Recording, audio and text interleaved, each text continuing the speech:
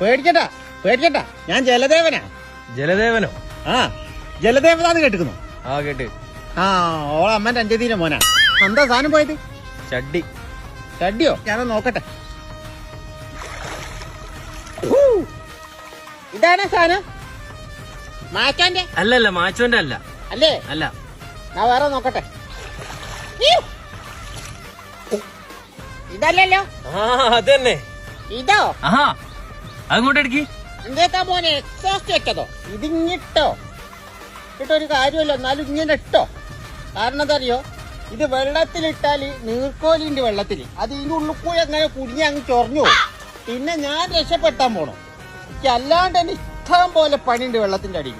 വെള്ളത്തിന്റെ അടിയിൽ ഇതിനകത്ത് പണി എന്താ? ഇത് നിറച്ചും വെള്ളത്തിൽ മൊത്തം പാമ്പേഴ്സ്. ആ, 1.5 കിലോ ഉണ്ട്.